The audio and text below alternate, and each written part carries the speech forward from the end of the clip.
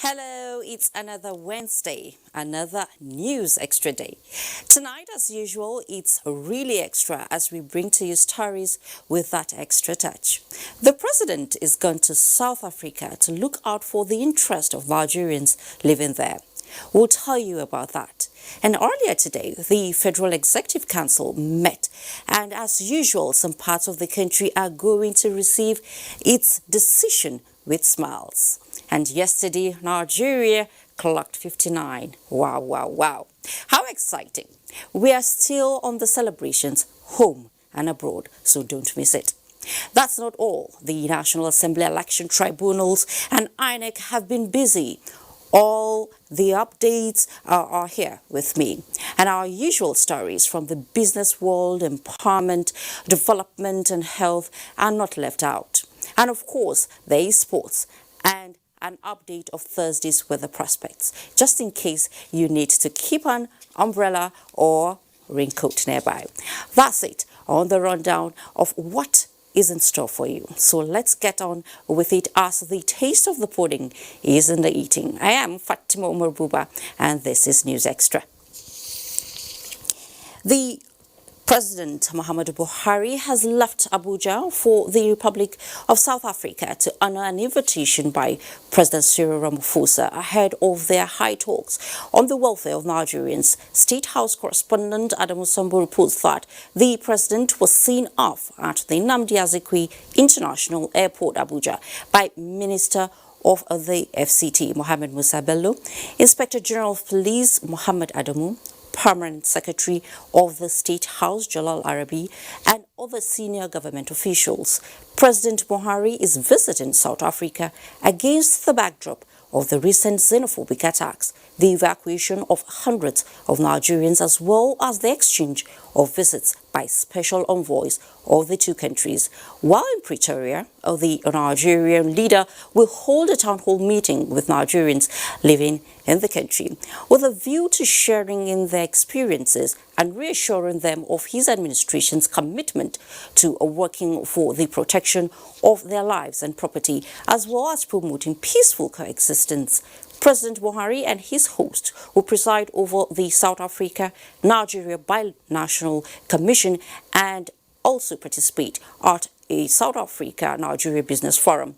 The president, accompanied by the governors of Kano, Plateau and Ebonyi states, as well as several ministers, is expected back on Friday. Moving on, the Minister of Foreign Affairs, Geoffrey Onyema, and his South African counterparts, Naledi Pandor, have resolved to increase tempo in deepening bilateral relations between the two countries. For them, this is a sure way of reassuring rapid growth and development of the two countries. This is the highlight of the ministerial meeting of the 9th session of the Bilateral Commission between Nigeria and South Africa, currently taking place in Johannesburg. Aliyu Kabir tells us more. The ministerial meeting of the 9th session of the Binational Commission between Nigeria and the Republic of South Africa was a prelude to the deliberations expected to take place on Thursday, October 3, 2019, between Nigeria's President Muhammadu Buhari and his counterpart of the Republic of South Africa, Cyril Ramaphosa.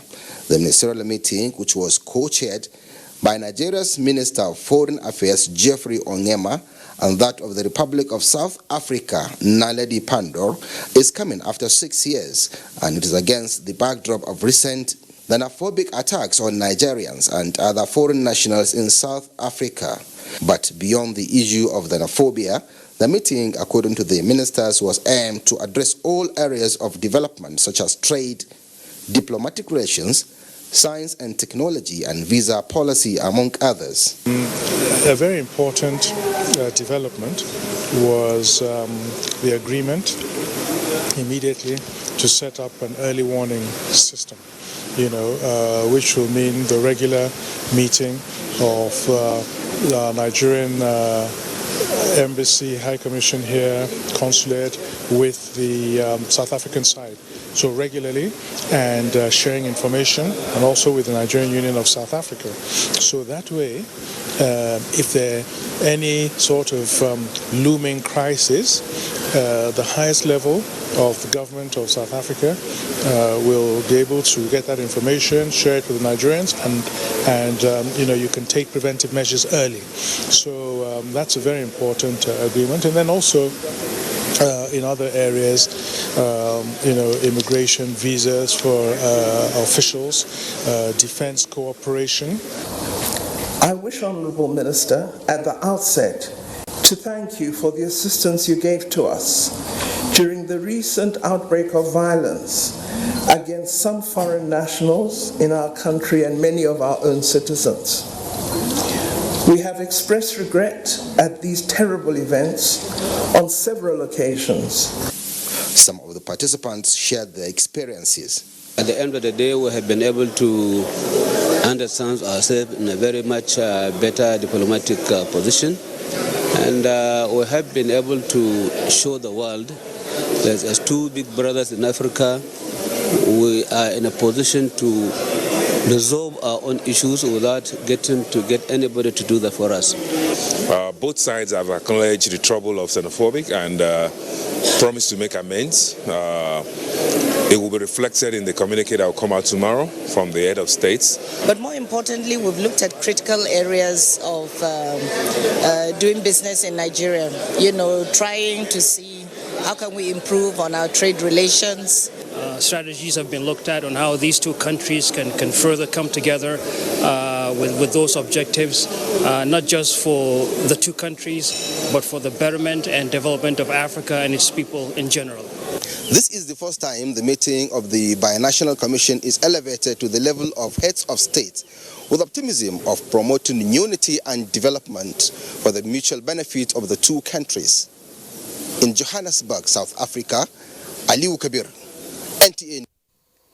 And the Federal Executive Council this Wednesday approved a total of 15.77 billion naira augmentation on the rate of some existing road projects. The two affected are the Suleja-Minna Lambata Road and Ibadan-Lagere-Lesha bypass. State House correspondent Gideon Ifadi reports.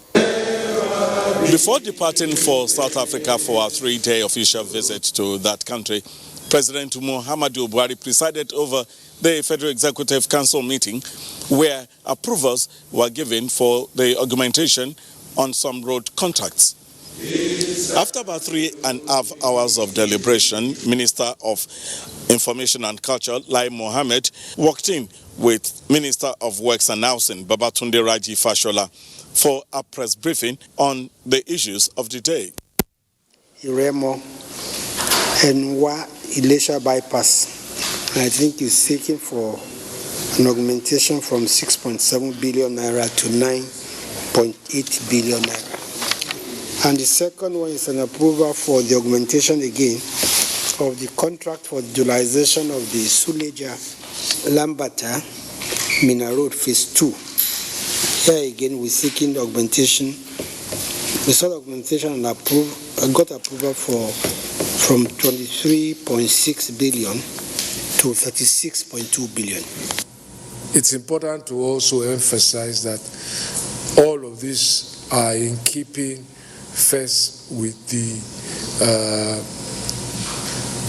desire and determination to focus on projects that can be completed rather than just starting new projects. They are also consistent with the realities of economic rates, market price indices for road inputs like cement, iron rod, diesel, petrol and lubricants, and the changes that have taken place on the national economic stage with regard to those prices. Minister Babatunde Fashola was asked on the present position on public-private partnership on road maintenance and construction. There is no law that prohibits tolling in Nigeria today. We expect to return toll plazas. We have concluded their designs of what they will look like, what material they will be built with, what new considerations must go into them. What we are looking at now and trying to conclude is how the back end runs. And that is important because we want to limit significantly, if not totally eliminate cash at the plazas, while ensuring that electronic devices that are being used do not impede rapid movement.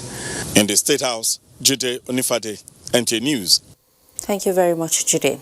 Now, it is a matter of worry if someone is rejected by his own brother or sister whom he supported as his own. The story we are about to tell you is actually along that line. South Africa and Nigeria are related in many fronts. For instance, they are of the same race, the beautiful natural black skin. Not only that, they are leading economies of Africa.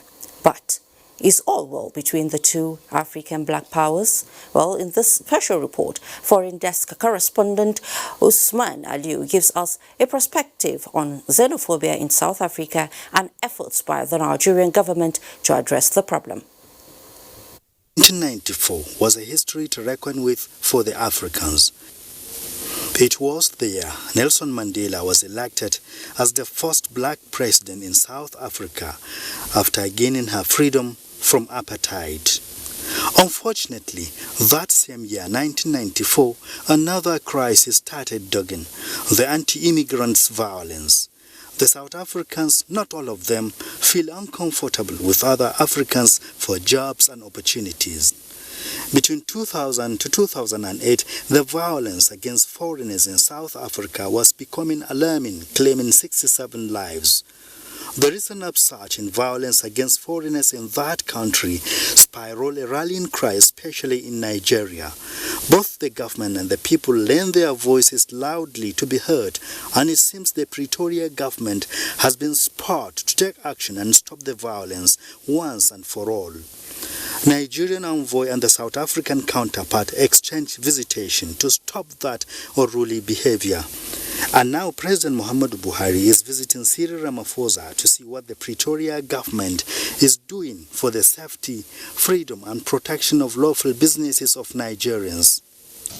Those incidents do not represent what we stand for as a constitutional democracy in South Africa. Although some Nigerians in South Africa are returning home, many believed this visit by President Muhammadu Buhari, as well as the engagement of Nigeria and South Africa Binational Commission, will work out solutions to stop the killings, looting of shops and destruction of property of foreigners by what South Africa government referred to criminal behavior of some bad elements. In Abuja, Usman Aliu, NTA News. And Nigerians, wherever they reside, are contributing positively towards the development of the society. And the Nigerian government says it will continue to give necessary support wherever it is needed. This was at the 2019 Independence Day Gala Night held at the State House Conference Center. State House correspondent Jide Onifade reports that Vice President Yemi Osinbajo attended the dinner and expressed satisfaction with the achievements of Nigerians in all spheres of life. The night climaxed a week-long activities marking Nigeria's 59th Independence Day anniversary. In the views of Vice President Yemi Osinbajo, the nation may not be like the advanced countries yet, but the nation is certainly on the right track and will soon arrive at the desired destination. Today is a day that we celebrate our nation and its great people. We celebrate the sterling labors of our heroes past, the sacrifices of so many that have enabled us to be this great nation that we are. We recognize that we're here because so many paid the price, and that we're going forward because many are still making the sacrifice. But this evening, I also want to share with you something lighter, but as important. One of of the unique attributes of the Nigerian person. I've described it as the Nigerian swag. That uniquely confident way that makes us stand out everywhere and in everything that we do. Benedict Orama speaks on a topic that challenged the assumptions and opportunities around Nigeria's economic growth and sustainable development. The optimal industrialization strategy for Nigeria should be one that emphasizes labor-intensive industrialization. As we have set the platform and trajectories for the next level movement that will transform the lives of all Nigerians, we are determined to build on the foundation of change already laid in the last 4 years as we continue to fight against corruption, insecurity, and return our economy on the path of sustainable growth. It's a night many would have loved to take to the dancing floor for the achievement of the country, but these maidens from Calabar across River State still the show.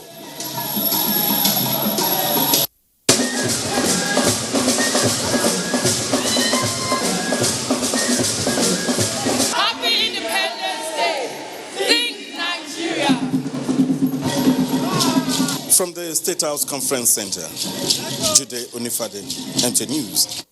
Like the Vice President said, Nigerians got swag. Yes, proudly Nigerian. Now, oral histories inspired by fun trips down memory lane is a good way of helping younger Nigerians appreciate the thrills of the first Independence Day celebration. In line with this, Jennifer Igwe visited Tafawa Balewa Square in Lagos, where the first Independence Day celebration took place. She also interacted with veterans who shared memories of that era.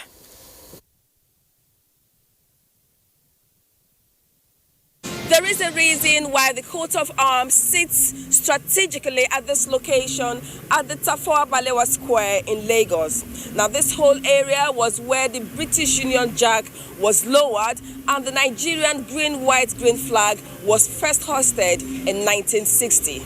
The symbolism of the area is the reason why the first National Assembly, where the first session of Nigeria's parliament held, stands by it. Important history, but one that is lost on many today. I don't really know anything about it. I don't live here, so I live on the mainland. Okay, so but you live the past year, so what do you know about here? I don't really know much about this place. I only go through this place. For 69-year-old environment activist Desmond Majekodumi, who was 10 years old when Nigeria got her independence in 1960, the sight of the TBS alone whips up his sentiment and enthusiasm to share stories from that era laced with nostalgia, almost like a 10-year-old. And everybody was in such high spirit. And when that Union Jack went down, and then our great green, white, green flag went up, the place exploded with excitement.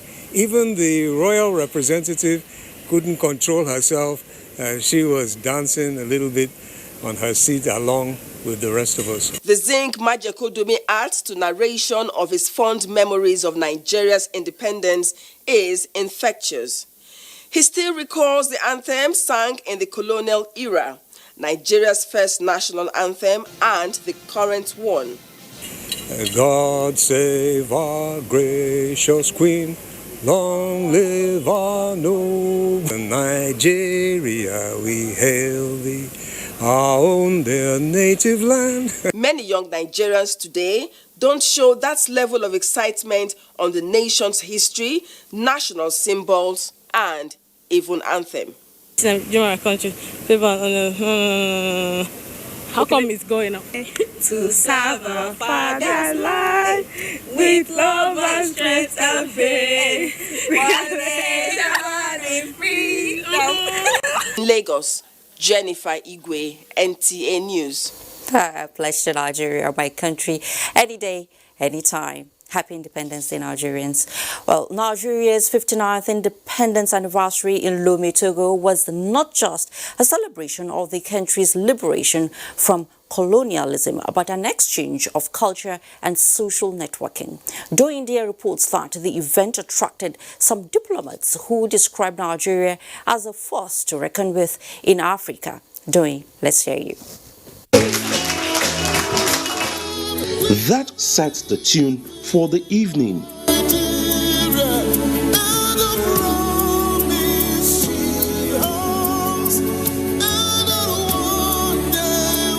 And to the reason why they gathered is the celebration of Nigeria's stride through the dark days. Various interest groups, friends of Nigeria, and the diplomatic community all attest to the fact that Nigeria's rich social, cultural, and economic potential is of great value to them. Nigeria has a very important trade balance with Brazil. We have been a good partner since last century, since independence. We are part of Africa, we are Africans, we are brothers, and hand in hand we can build our continent and we can develop our future. And it was always a pleasure to be with your great nation. Best wishes to all the Nigerian nations, to all Niger. We all hope and work for the brotherhood and peace throughout the region.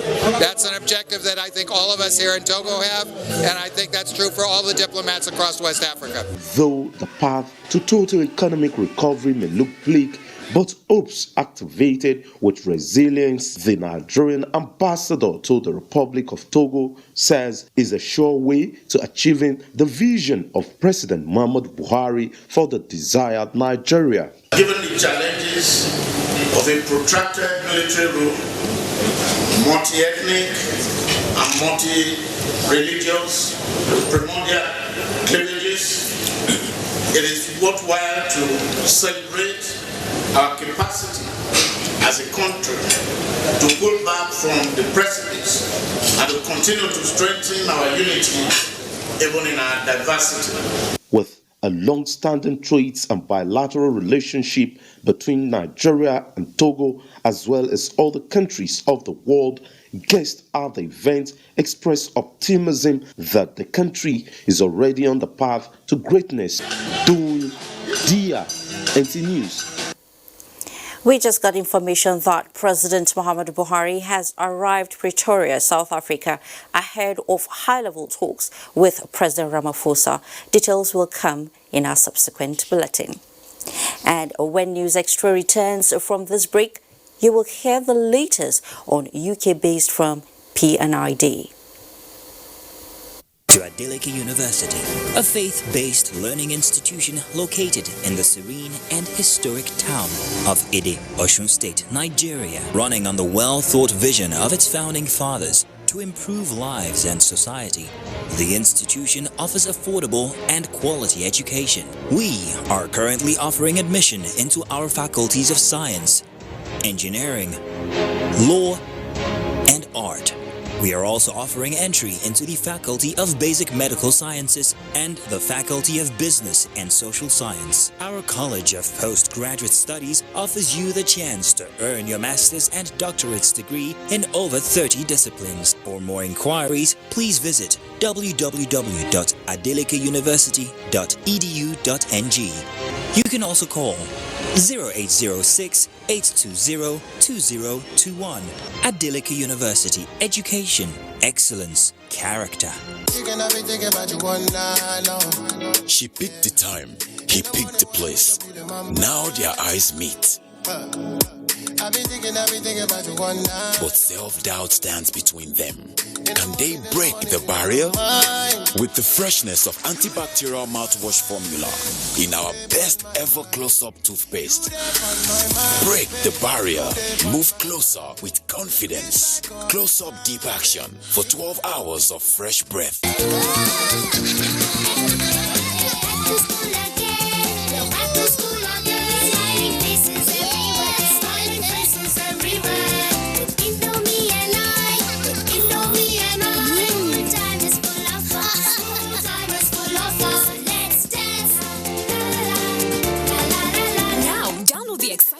Indomitables game on Google Play Store. Search the Indomitables on Play Store and download now. Indomie noodles, tasty nutrition, good for you. I love the new look of my favorite Nivea black and white deodorant. Same reliable double protection against sweat and against stains. No white marks on black and no yellow stains on my white clothes. Proven 48-hour protection with the new look black and white deodorant from Nivea. Hey, you! And are you how they talk to? I sabi you now. It's in your mind, Abi. The person with them go help us.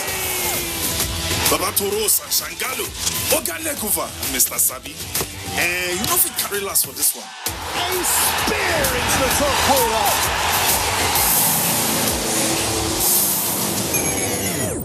We sabi say Peking will crawl before in waka. So don't look, no help anybody. No dolly, no. So go for it. Go for football. Go for all Syria on the Liga Marchings live. Go for GoTV Max. When you wake up in the morning before you start your day, breakfast time is Kellogg's time. For work and for play, for a great start to your day, breakfast time is Kellogg's time. We always start our day with a nourishing Kellogg's breakfast, powered with the goodness of grains and 11 essential vitamins and minerals. So in our family, breakfast time is Kellogg's time. Breakfast time is Kellogg's time. Good to have you back on News Extra. Attempts by both private members and government-sponsored bills in the past to review the deep offshore and inland basin production sharing contract proved abortive, resulting in Nigeria losing 7 trillion naira. And now another attempt by the 9th Senate as it resolved to bringing this long overdue review to fruition and increase Nigeria's revenue by 360 billion naira annually. National Assembly correspondent Ignatius Nkwo reports. Back from the 59th Independence Anniversary celebration, senators back to the chamber for the first plenary of the week. The first motion on the order paper was the call for the urgent need to block sources of revenue leakages. Timely as it is, Senator Ifeanyi Ubah and 30 other senators were particular about the huge sums of money Nigeria loses from the deep offshore and inland sharing operation contract. The contract, which came into force in 2004, is long overdue for review. It is adjusted to the extent that the PLC shall be economically beneficial to the federal government of Nigeria in accordance with the provision of the Act. If the federal government will be losing billions of dollars, you can imagine what the communities too are losing or are missing. The aspect of vandalizing our critical assets will also drop significantly. And contractually, the oil company knows that they are indebted to Nigeria. It's for us to rise up to the occasion and save this country by getting the relevant revenue and by doing the work that we are supposed to do. The bill that needs to be amended is coming up for consideration for second reading, and I believe that what we need to do is to give it the most expeditious consideration ever. The issue of illegal mining in Nigeria once again came up on the floor of the Senate. Senator Sahabi Yawu's motion called on the federal government to check the activities of illegal miners, clean up areas affected and rehabilitate victims of these illegalities and for states. Call on the federal government to further clean up the affected areas of the lead poisoning in Zamfara state and the other states that were affected. One of the most disturbing situations with regard to illegal miners is why you find foreigners in the very heart of our land.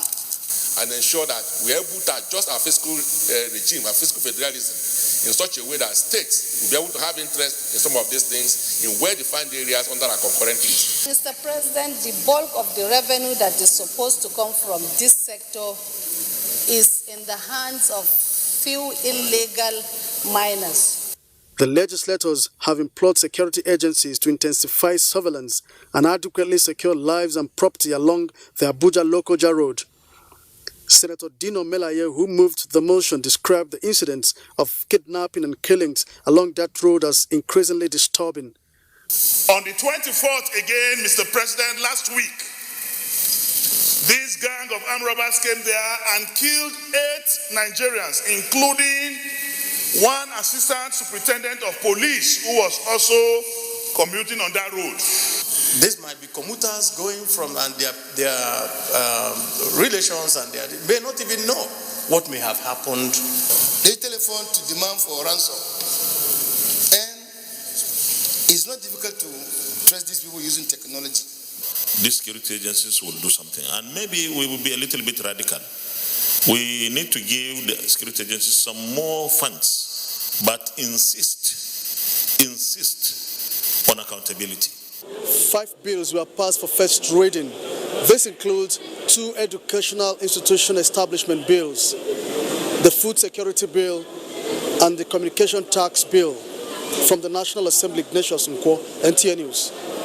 And it was a historic day at the House of Representatives as the House, in line with its standing rules, inaugurated standing and special committees to facilitate the work of legislation for the 9th Assembly. Lami Ali reports that the event was witnessed by former presiding and principal officers, former clerks, and other invited guests from government organizations. Standing committees are seen as the engine room of the legislature because it is at the committee level that policy proposals, recommendations and actions are considered for subsequent adoption by Parliament.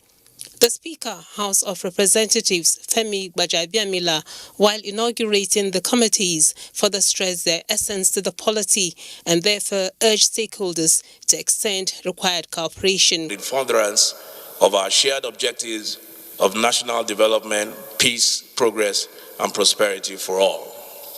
This is a time that calls for determined efforts to achieve substantive reform and ensure that our country can overcome its challenges and take advantage of the opportunities that abound for economic advancement and social development. I trust that as you recognize these realities, your efforts will reflect this recognition and be motivated by it.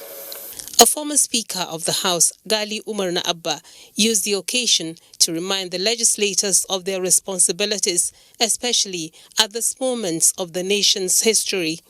The very existing laws have either been amended or even repealed, but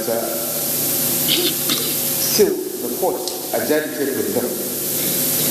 And it's your responsibility to look at these aspects, our laws, and with a view to doing this sort of work. The event featured paper presentations on the significance of the committees to legislative work. This 9th legislature should not confront anybody. You can get what you want through diplomacy.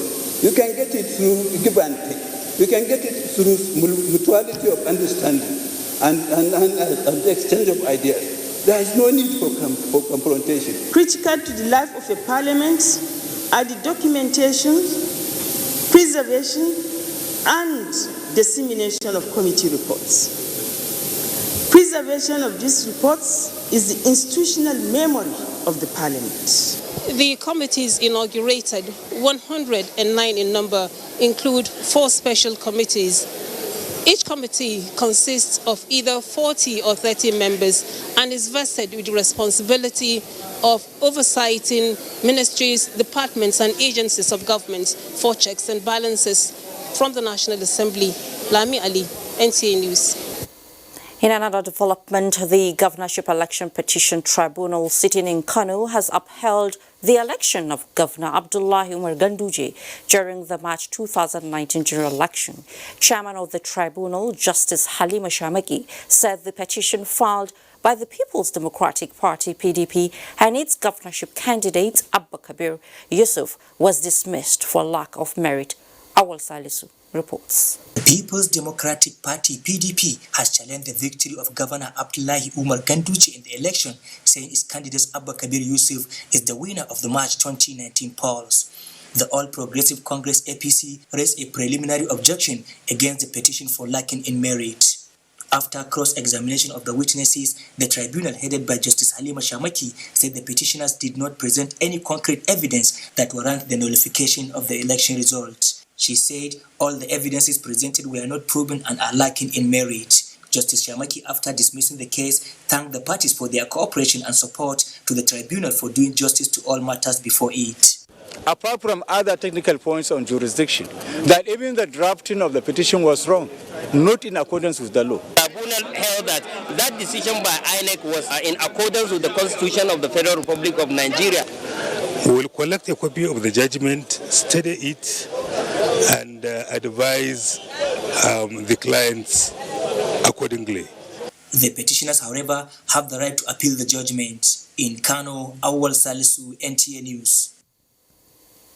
And President Muhammadu Buhari has congratulated Governor Abdullahi Umar Ganduje of Kano State and Governor Simon Lalong of Plateau State on the affirmation of their victories in the March 2019 gubernatorial polls by the respective states' governorship election petition tribunals. In a statement by Senior Special Assistant to the President on Media and Publicity, Garba Shehu, the President described the verdict of the tribunals as a victory for democracy, commending the people of Kano and Plateau State for maintaining the peace, allowing the due process of law to prevail with the elections and tribunals. Now behind, the President urged the governors to unite their states by focusing more on inclusive and accountable governance and ensuring that all APC programs targeted at improving the welfare of Nigerians are fully implemented.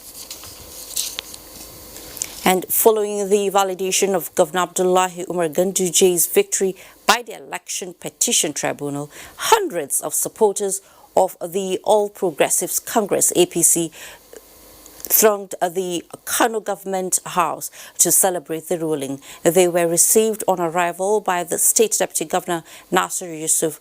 Abdullahi Mustafa has the report. Shortly after delivering judgment at the tribunal in favor of their party and flag bearer, hundreds of APC supporters thronged the Golden Jubilee Monument in front of the Kano Government House to celebrate the victory.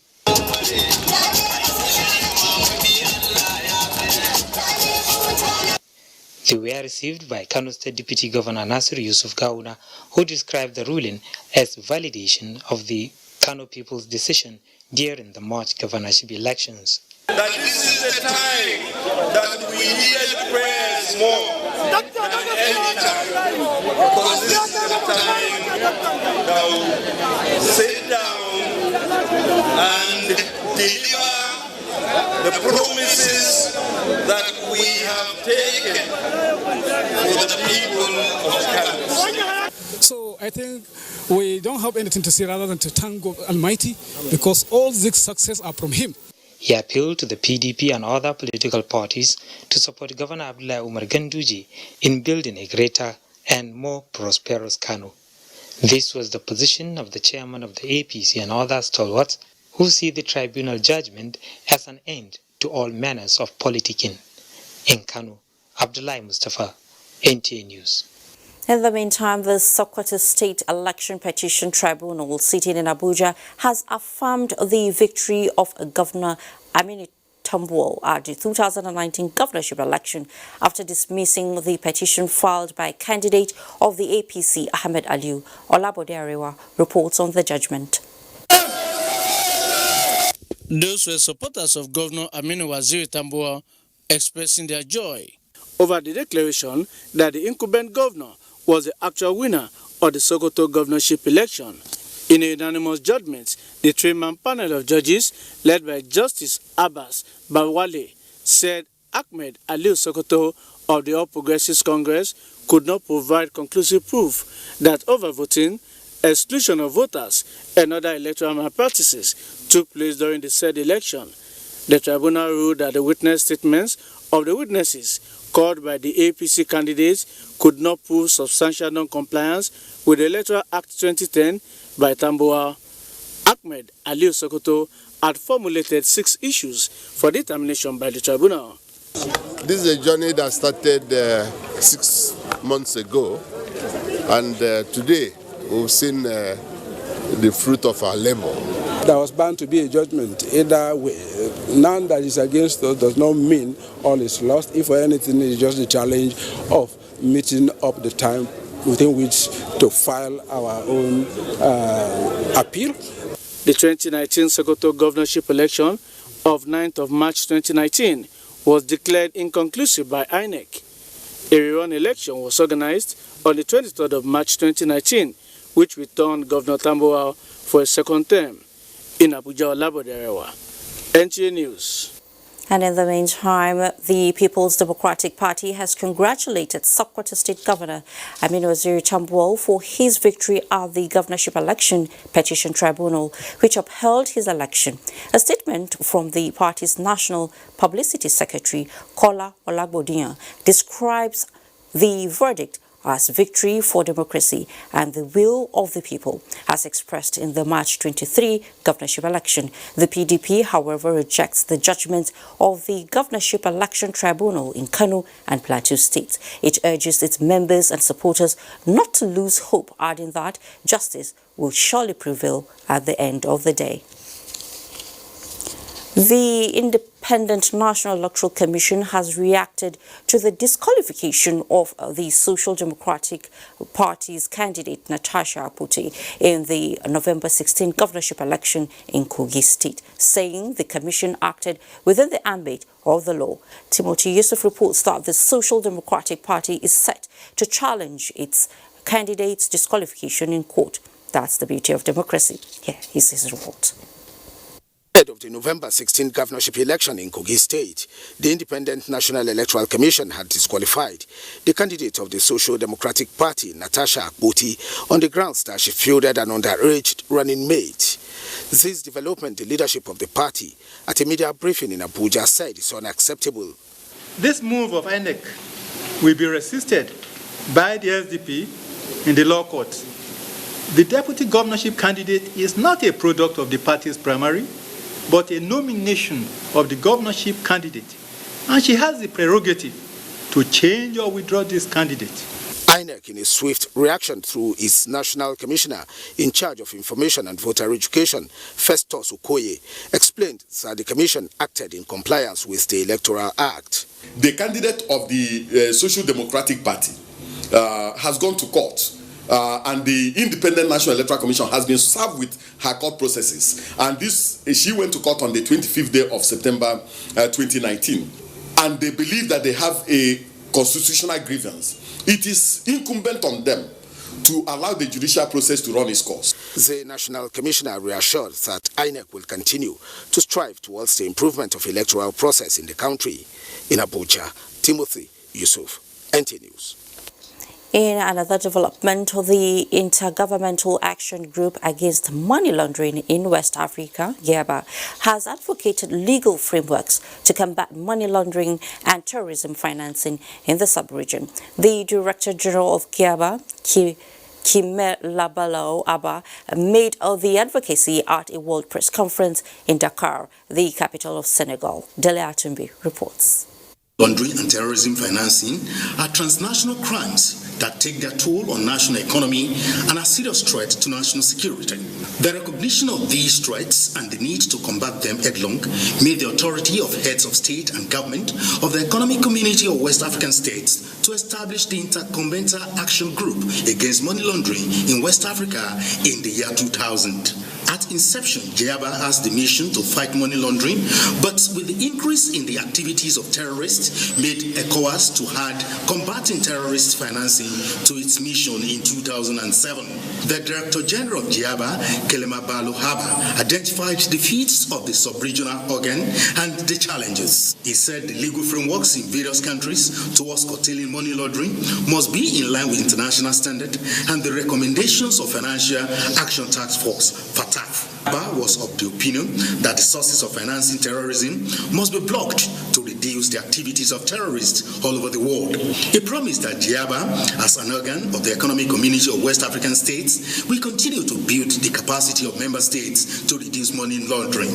GIABA also identified public corruption as a serious source of money laundering in the sub-region. GIABA, which has 2 countries in addition to the 15 member states of ECOWAS, also has dual status of being sub-regional organ and the Financial Action Task Force without an enforcement power. From Dakar, Dele Atumbi, NTA News. Well, thank you very much, Dele Atumbi, for that. And 700 vulnerable households in 3 local government areas are benefiting in the pilot phase of the training launched by the federal government. Where, you may ask, but that you would get after the break. Please stay. Start your day easier and happier with LG Inverter. Gain peace of mind with an efficient laundry cycle. Feel cooler air even at midday without any worries. Enjoy mealtime with food kept fresh all day long. The LG Inverter enriches your everyday life. Better inverter, LG Inverter. Wakis don't land with Maggie Mega Millions promo. Every week, lucky winners go fit win 1 million naira each inside this promo, plus other correct instant prizes them. Oh yeah, carry 100 Maggie Star Rapper, go to select places, and then go knock your scratch card where you go take win bracket the credits and cool cash instant. Make una bring plenty Maggie Star Rapper, as that the person will bring Maggie Rapper plenty pass last. Go win this 1 million naira. This now from the 1st of October, go reach 31st of October 2019. Terms and conditions they shall. With Maggie, cook the difference. What we are really cultivating here is a better future for all Nigerian women, and it's not always easy. Panadol Extra relieves headache, backache, joint pain, toothache, and menstrual pain. The pain is worth it. Yes, sir. Oh, yeah, what's the cause of celebration? You want time to tell your eyes in the pain, you know, see, I did with my baby car. See, make I tell you, this car that I'm standing in is my car. And if you want win your home, make it stop to the carry your car, I can't find me every time. Just go buy one promo bag of Dangote cement. There's a scratch card that's inside. If you don't carry that scratch card, you go scratch that scratch card. Anything where you see them, and you go one. Yeah, if you see television there, you go one arm. If you see car, you go one arm. If you see Okada, make I surprise you. Surprise you. You get one woman where they sell more for Oshogbo. She want a car. Really? People one man where they Hanugun, where be bricklayer, he want a car. Now get one businessman where they for Kano, he want a car. Oh yeah, so go buy your home, make you want a car. See posters and newspapers for details. Promo runs from the 1st of July to the 30th of September 2019. Hey you! And are you how they talk to? Sabi you now. It's in day your mind, Abi. The person with them go hail us. Baba Toros and Shangalo. Oganekuva, Mr. Sabi. And you know if we carry last for this one. A spear into the top corner.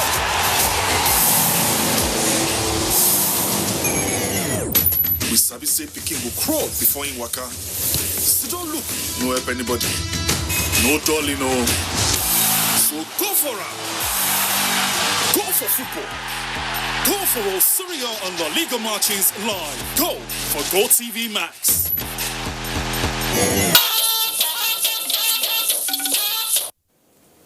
Welcome back to News Extra. I am now joining Abolade Salami in Lagos Live for Business News. Abolade, it's over to you.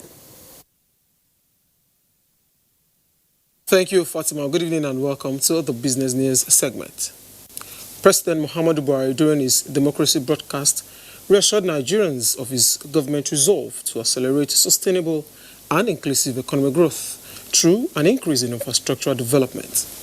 In order to maximize this, Mr. President says Nigeria will provided accommodate private capital for infrastructure development through public partnership.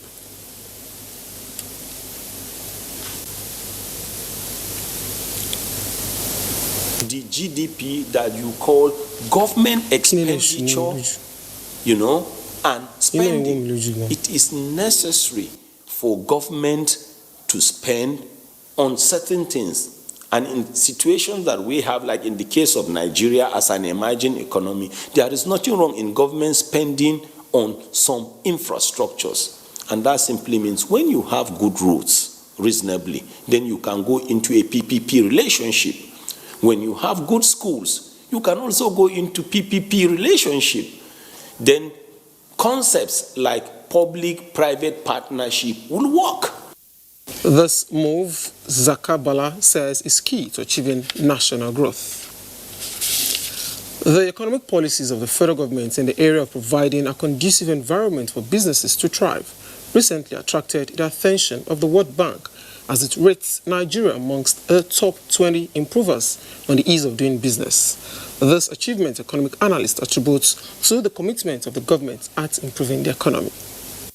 Nigeria in 2017 was ranked in 145th position by the World Bank on the ease of doing business, while in 2018 declined further to 146th position among 190 economies. Worried by this index, the federal government came up with a reform agenda being implemented at the national and subnational level to include Economic Recovery and Growth Plan, ERGP, 2017 to 2020, with the aim to deliver sustainable economic growth. This reform and government fiscal policies on growing the economy, as well as creating an enabling environment, has resulted in World Bank rating of the country among top 20 on the ease of doing business. The ease of doing business that the government has introduced and consistently work at that we are moving forward. From their report is showing that Nigeria has done well. That's what we have gotten. And so that is quite heartening to everybody. Now that the economic management team put in place, we now leverage on that to even, chart a better course for us to move forward. And once the World Bank is on our side, applauding what we are doing, it means we are on track. With the strong will exhibited by the federal government to place Nigeria's economy on the trajectory of growth, economic players expressed more confidence in the country's improvement on the ease of doing business. Let's now switch gears to the floor of the Nigerian Stock Exchange. The market resumed trading on a bearish note, depreciating by 1.14% to close the Russia index below the 29,000 psychological line. Here are details of midweek trading. Trading activities resumed the day after the 59th independence anniversary into the red territory, depreciating by 1.14% to close the all-share index below the 29,000 psychological line. Volume of shares traded stood at 175 million, valued at 2.56 billion naira, which changed hands in 3,539 deals, with a market capitalization of 13.2 trillion. On the activity chart, Forte Oil, Nascon and Flamil closed in the green, while on the flip side, Mobil, Total and Nigeria Breweries declined in figures. On sectoral performance, NSE industrial and insurance sectors appreciated in figures by 0.07% and 2.66%, while NSE banking, consumer goods and oil and gas depreciated in figures by 4.51%, 1.24% and 2.01%. And that does it on business news. It's back to Fatima in Abuja for the continuation of the news. Good evening. Very much, Abolade. Now, kudi, ego, owo, interest, kuza, and so on. There are as many names for money as there are tribes and tongues. You know, the emergence of a legal tender globally is not accidental but a gradual process with narratives similar to the history of Nigeria. In this report, Michael Olale x-rays the evolution of the Naira from independence and efforts to strengthen it in the national market. Few Nigerians have the currencies to chronicle the evolution of the Naira. Bayo Adebiyi is in the class of these few who can and are skipping these shillings, pennies and Naira notes to telling the Nigerian story to his children. He actually inherited them, but looking back, this is one of the traits to illustrate how much Nigeria has evolved as a country. Historically, during the colonial era, trade was basically by barter before different groups devised the use of cowries, menelas and bees in settling transactions. The first major currency issued in Nigeria was undertaken sequel to the colonial ordinance of 1818, which introduced the shillings and pence as the legal tender currency in British West Africa. In 1973, the Naira and Kobo were birthed following government's decision to change its currency from the merix to decimal. At that point, the highest denomination of Naira was only 10 Naira. We had a half kobo, 1 kobo, 5 kobo, 10 kobo, and then we had a denomination of Naira as 10 Naira. It was only in 1977 that we introduced the 20 Naira note, which bore the image of late Mahatma Gandhi. So in effect, we've seen progressively the Nigerian currency denominations increase to now the high denomination of 1,000 Naira. At inception in 1973, the value of the Naira was 2 Naira to a pound. Today, the exchange rate is over 400 Naira. The value of currency is tied to, simple demand and supply. How much of your currency is demanded by your trading partners? The slogan is outside here. Let's consume what we produce. Let's produce what we consume.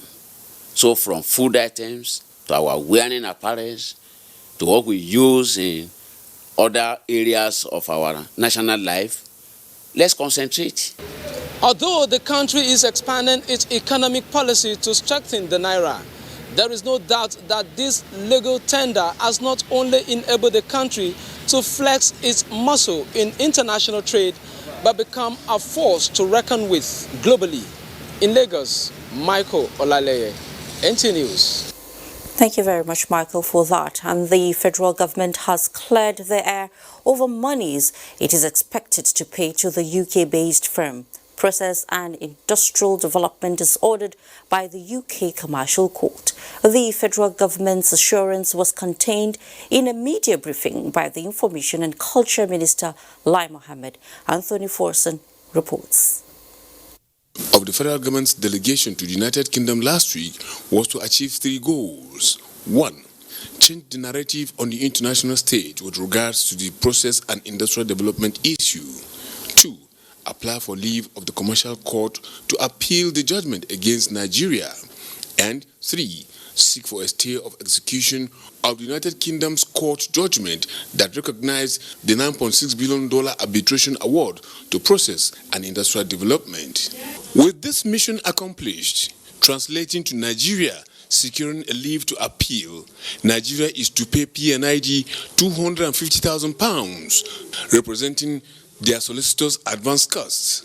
This is no victory for P&ID, as explained by the Information and Culture Minister, Lai Mohammed. In order to put the record straight and knock the bottom of the argument of P&ID and its cohorts that we did not score a big victory in London last week. It was indeed a huge victory, and P&ID has every reason to be worried that the $9.6 billion arbitration award to it has a good chance of being overturned. Please note, gentlemen, that Nigeria will be able to demand for a refund of the £250,000 payment to P&ID where the government wins on the appeal. On the $200 million payment as a condition for granting the stay of execution, Lai Mohammed said, as a condition for the granting of the stay of execution, Nigeria has instructed its lawyers to seek the leave of the Court of Appeal to appeal against this payment. Having brought to the front burner again, the minister explained how the contract was hatched through dubious means. While the MOU for the project was signed in 2009 by P&ID Nigeria Limited and the Nigerian government, represented by the Ministry of Petroleum Resources, a trick clause dubiously inserted in the MOU was curiously activated that allowed British Virgin Island registered P&ID to replace the original contractual party, P&ID Nigeria Limited. It is expected that Nigeria will pay the $200 million in 60 days from the day of pronouncement. In Abuja, Anthony Forson, NTA News. Now, any poverty reduction effort anytime, anywhere is big news. After all, who wants to be poor? Well, not me. So it feels good knowing that as part of efforts to reduce poverty through job creation, the federal government has launched a Skill for Job program in Taraba State. 700 vulnerable households in 3 local government areas are benefiting in the pilot phase of the training. Joseph Erskine reports that the National Directorate of Employment is coordinating the training. The Skills for Job training program, presently going on in Taraba State and 15 other states of the Federation, is a component of the Youth Empowerment and Social Support Operation embarked upon by the federal government in collaboration with the World Bank. In Taraba State, the program is targeting about 5,000 trainable members of poor households, with 720 of them successfully captured and are taking part in the pilot phase of the training. This program will help me for my pictures and my children and the youngest one and the people from Taraba State. Gaskiya na ji daɗi sosai da wannan abun da aka kawo mana.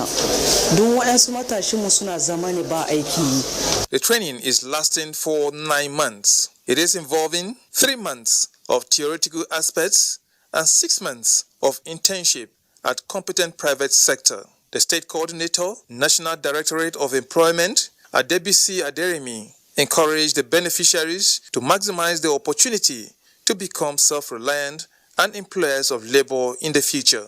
The federal government of Nigeria, through the World Bank support, will ensure prompt payment of monthly stipends to beneficiaries who will receive skills training of their choice at no cost to them. NDE is partnering the Taraba State Polytechnic for the training. Our teeming youths that are unemployed are given a space to be trained in various skills so that they cannot be idle. Because an idle hand, the proverb says, is the devil's workshop. The 720 households for the pilot phase are selected from Adokola, Yoro and Jalingo local government areas. In Jalingo, Joseph Sound Otsen, NTA News. Sure, an interesting one there, Joseph. Now, from empowerment to skills acquisition, you know what they say, teach me to fish and I will eat for a lifetime. That simply means skills acquisition and entrepreneurial training with attitudinal change towards vocational education can unlock Nigeria's industrialization on potentials. Don't ask how. Adene Taiwo has a practical answer.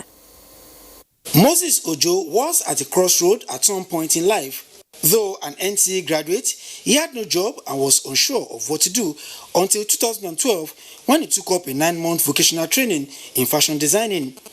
This move empowered him and changed his story. I came here for ICT. So later, I joined fashion design. I have a fashion workshop now in Ibadan. His story and others like Rebecca Adeshegun, another fashion designer, and John Ogunbolu, a tailor, is a pointer to the fact that a functional education that places premium on skills acquisition can take Nigerians to greater heights. Technical education is seriously still lacking. Plumber, electrician, artisans are things that we still need very much in Nigeria, particularly a good finish. It is not enough to have BSc mathematics or physics. After working for government, where do you go from there? Whereas if you have a small, thing, something that you have a passion for, if you train for that thing, you can set it up, and even at 60, 70, 80, you can still have somewhere to go. To halt Nigeria's continued dependence on foreign products and services, especially in the area of fabrication and manufacturing, the society must look inward. When you acquire a skill, and you can use your hands, sky's the limit. The way forward today is to have a vocation with which you can use your hands to produce something. Skilled workers and artisans can perhaps embrace more training in their areas of specialization to make their vocation attractive for patronage. In Abeokuta, Adini Taiwo, NTA News. From Abeokuta now to Nasarawa. The Doma community of Nasarawa State says it will never run out of patience following remarkable commitments under the next level agenda of the Buhari administration in turning around fortunes of dam infrastructure constructed in the area by the federal government more than 3 decades ago. Hamza Musa Makarfi, who has been following developments there, reports that government is on the verge of revamping irrigation and power generation components to promote economic development and employment opportunities. The long wait by the people of Doma and their sleeping giant, conceived for agricultural revolution, successive administrations followed up and inaugurated the dam infrastructure primarily for irrigation and water supply.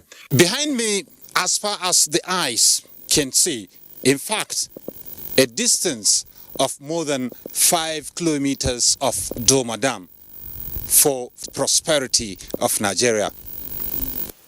The water supply component did not last long, while 2,000 hectares set aside for irrigation lie unutilized due to uncompleted deployment of pipes and sprinklers. However, for Usman Doma and many farmers like him, the rainy season gives them the opportunity to cultivate assorted crops while expecting government to revive and implement original plans. Government, under the new focus of revitalizing agriculture, is working to rekindle hope among stakeholders. Private interests. As I'm speaking with you, 6 private enterprises have showed interest and 3 are already on site. With their effort and our passion to have it done, we are confident that the scheme will begin to function not too long ago. There is another prospect on the horizon of power generation between the government and a donor-related agency that will boost storage and local processing outlets in the area. But there is the big one approved by the Federal Executive Council of 1 megawatt, opting for public-private partnership to drive the initiative. The project is estimated to cost $3.8 million. Institute of Freshwater Fishery, based in Ibadan, came here. Another low-hanging fruit is the promotion of aquaculture in the 35 million cubic liters of water at the dam. As expectations are high, it will strengthen revenue generation and reduce capital plight to satisfy the demand for fish in Nigeria. From Doma, Hamza Musa Makarfi, NTA News. National Human Rights Commission advocates inclusion of older persons international health insurance scheme. Are you asking me how or why? Well, let's find out when News Extra returns. Sending me this type of letter.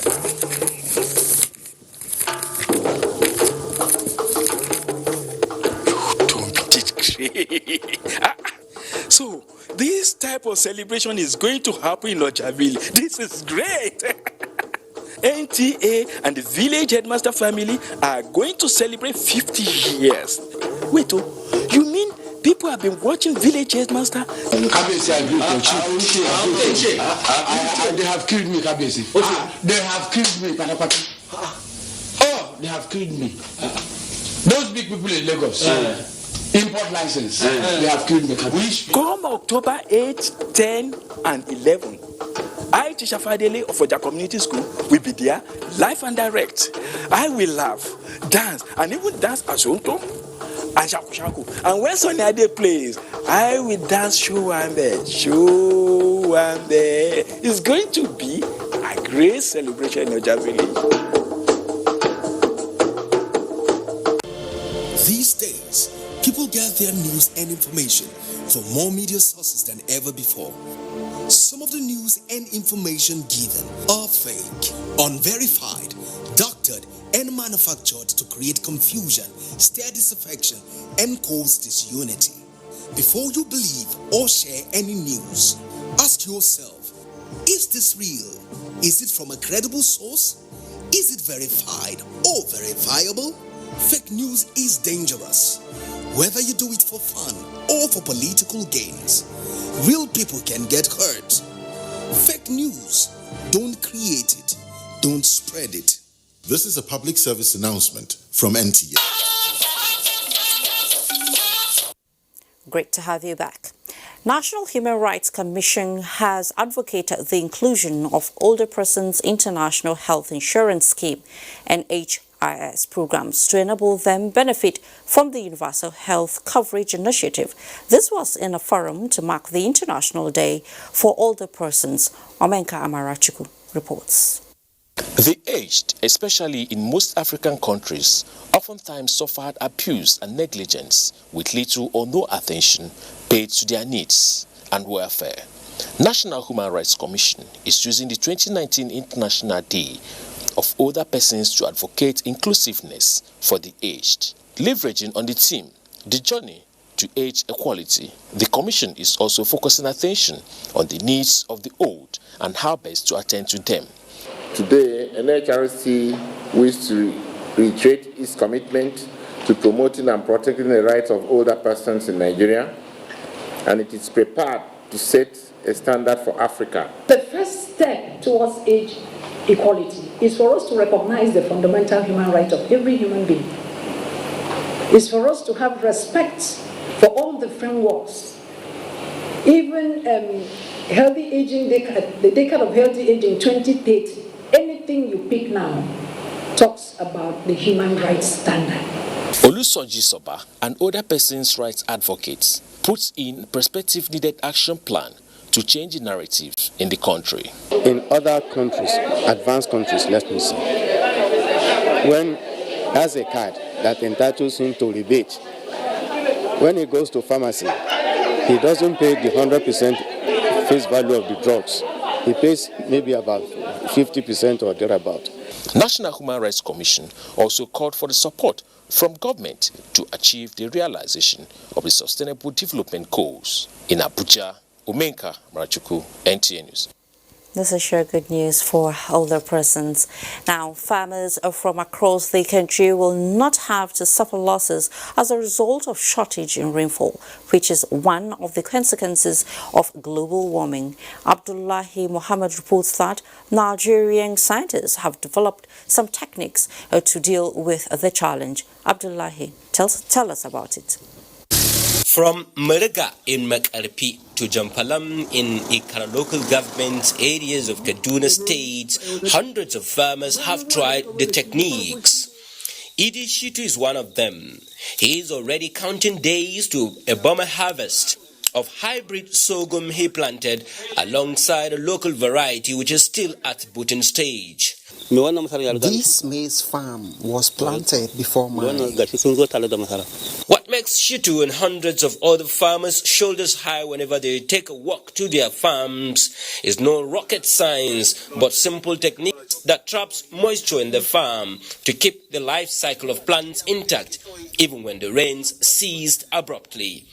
In the furrow mulching in double planting technique, the farmer uses waste materials from early harvest to protect the ridges from the scorching sun so as to conserve moisture in the farm. While this technique uses waste material from harvested crops to conserve moisture, this one here, ridges are created intermittently in the farm to trap water so that moisture can stay there for a very long time. This will help to reduce evaporation.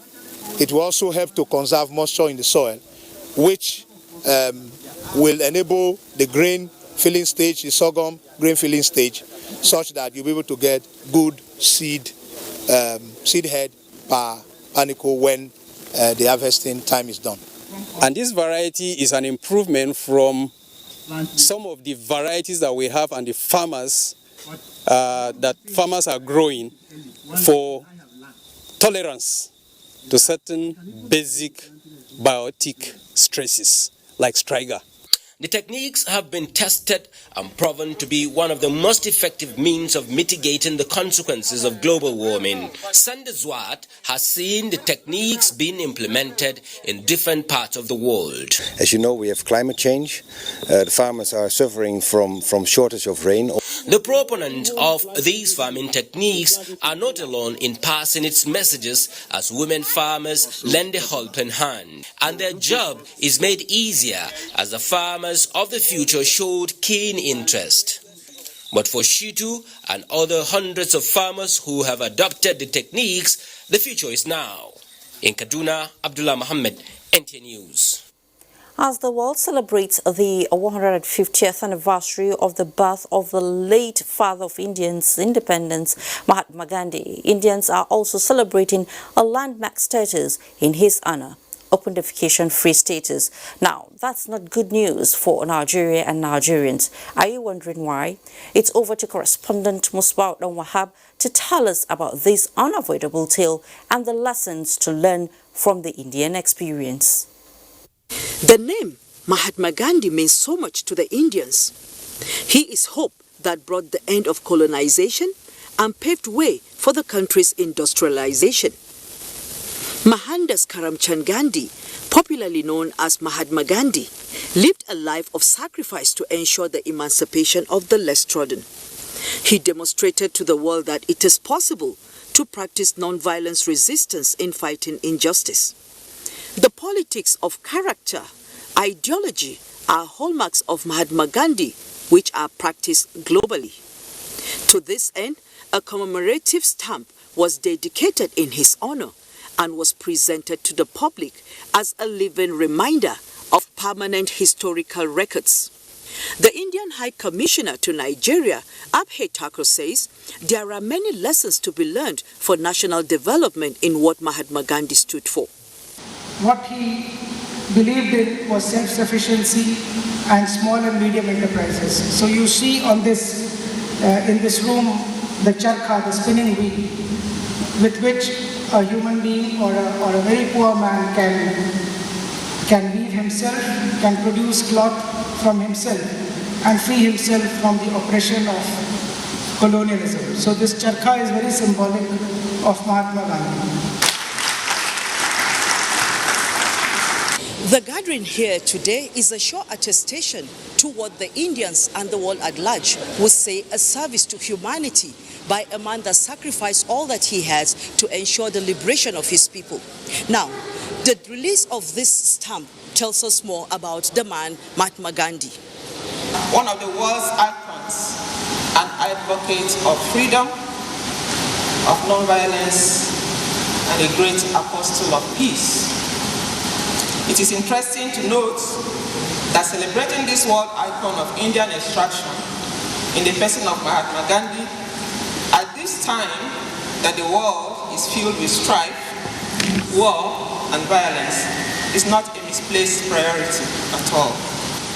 His life and times should actually guide us on how we relate with one another, on how we treat each other, for peace to reign on earth. First takeaway from this event is Mahatma Gandhi's message of peace.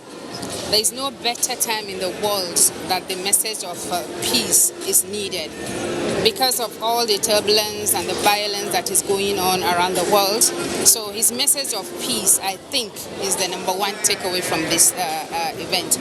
The icon, many say, was a lover of peace and a front runner for Indians' independence. He died January 30th, 1948 in Delhi.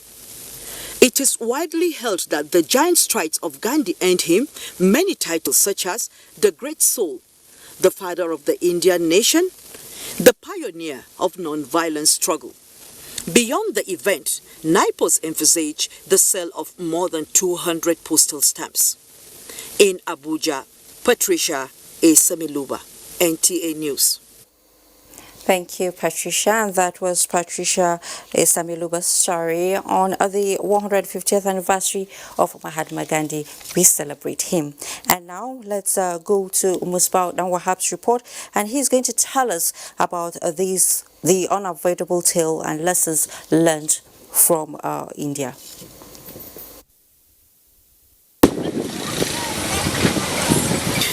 Practice like this constitutes the about 47 million people defiling the environment and ranks the country second place in open defecation hitherto. The number was higher in India, with about 600 million people, 40% of the population in the practice.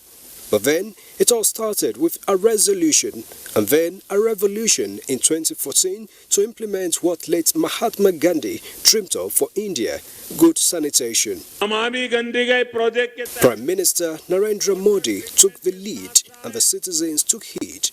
In a 5-year national sanitation project, India has spent over $20 billion and over 90 million toilets constructed across the country.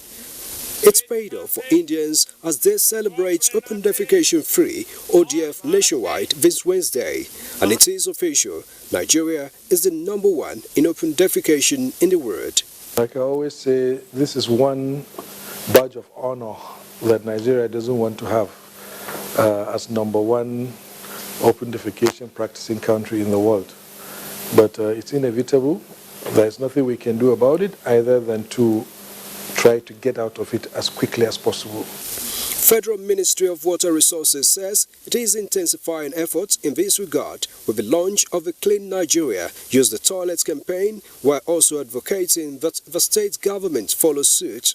If India was able to take out 550 million people out of this practice within 5 years, there is no reason why we should not be able to move out 47 million people from open defecation.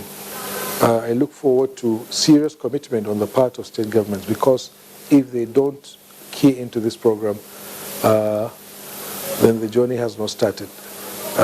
They are the ones living with the people. These things are happening in the states. Between 2015 and now, 13 local government areas have become ODF, leaving the government with the task of cleaning up the mess in the other 761 LGAs to meet the 2025 targets. In Abuja, Musbao and Wahab, NT News. Now to a sad one. Unknown gunmen have shot and killed the chairman, Tabital Polaku John Dijam, a body of Fulani group under the umbrella of Miyetti Allah Cattle Breeders Association in Adamawa State. Abdul Bali and his guest, Simon Asha, reports that the ugly incident occurred at the residence of the deceased at the outskirts of Yola, the state capital.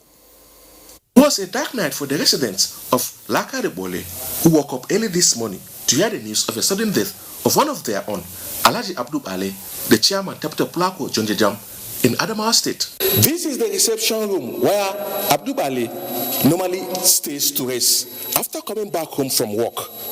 And as you can see,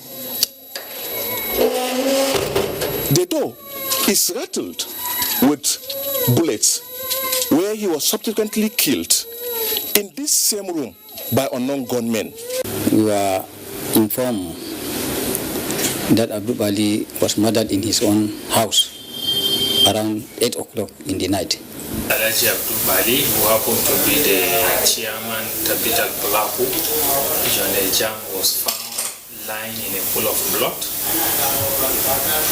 there, and then himself and one other and two others were rushed to Federal Medical Center, where himself and one other were confirmed dead. His death, no doubt, has thrown his family into mourning and grief. His remains and that of his visitor has since been buried in accordance with Islamic injunction.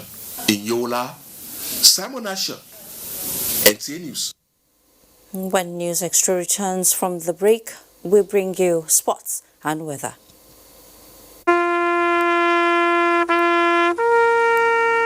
They are there at the crack of dawn. They are there busy preparing while we rise for our day. They are there silently, guarding, waiting, listening, and watching. They are there ready in the sky above and the waters below, in the blistering heat of the day, in the dead of night, willing, indefatigable, determined in the defense of the sovereignty of our country. They are our first line of defense and our last. They who have paid the ultimate price in defending us.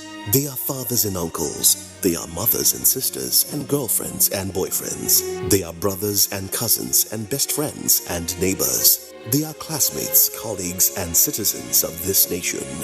They are our defenders and deserve our respect, our prayers, our thoughts. Nigeria, please support our armed forces.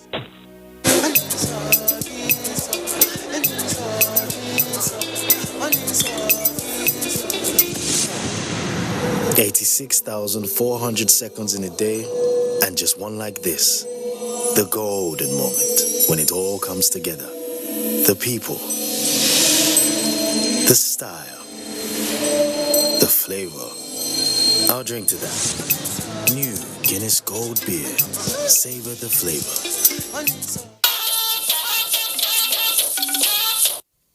Welcome back.